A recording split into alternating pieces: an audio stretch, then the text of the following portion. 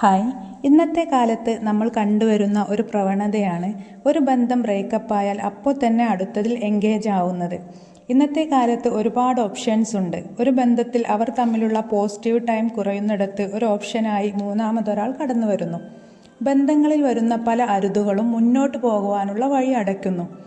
അത് ചെയ്യരുത്, ഇത് ചെയ്യരുത്, അവരെ കാണരുത്, അങ്ങോട്ട് പോകരുത്, അവരോട് മിണ്ടരുത് എന്നൊക്കെയുള്ള നിർബന്ധങ്ങൾ ബന്ധത്തിലുള്ളവർക്ക് ഏറ്റവും പ്രയാസമുണ്ടാക്കുന്നതാണ്. എപ്പോഴും ഏതിലും ഒരു മിതത്വമാണ് നല്ലത്. ഫ്രണ്ട്ഷിപ്പാണേലും ലവ്ഷിപ്പാണേലും ഒരു ചെറിയ രീതിയിൽ തനിക്കിത് നഷ്ടപ്പെട്ടു പോകുമോ എന്നൊരു പേടിയുള്ളതും നല്ലതാണ്. അവരുടെ ആവശ്യങ്ങൾക്കും നിബന്ധനകൾക്കും നിങ്ങൾ വിധേയരല്ലെങ്കിൽ ഒഴിഞ്ഞു പോകുക. അത്രയേ ഉള്ളൂ ഇപ്പോഴത്തെ ബന്ധത്തിൻ്റെ അധിക കാലാവധിയും. ഇന്ന് കാണുന്നു, ചിരിക്കുന്നു, ജസ്റ്റ് മിണ്ടുന്നു, ഇഷ്ടമാണെന്ന് പറയുന്നു, നമ്പർ കൈമാറുന്നു, പിന്നെ എല്ലാം ഫോണിലാണ്. എത്ര പെട്ടെന്നാണ് ബന്ധത്തിലാവുന്നതും ബന്ധത്തിൽ നിന്ന് ഒഴിയുന്നതും. ഒന്നിലും ആർക്കും ഒരു ആത്മാർത്ഥതയും ഇല്ലാതായി. അപ്പോൾ കാണുന്നവനെ അപ്പ എന്ന് വിളിക്കുന്ന രീതിയായി. ആരും ഒന്നിലും ഒരു എഫേർട്ട് എടുക്കാനും തയ്യാറാവുന്നില്ല. ഒരു ബന്ധം മുന്നോട്ട് കൊണ്ടുപോകാൻ ആർക്കും ഒരു താല്പര്യവുമില്ലാത്ത പോലെ.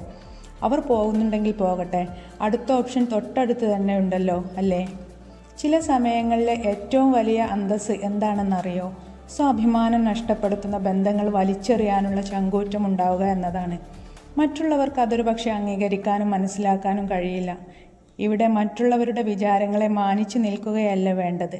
സ്വന്തം മനസ്സിൻ്റെ സമാധാനവും ശരീരത്തിൻ്റെ സേഫ്റ്റിയുമാണ്.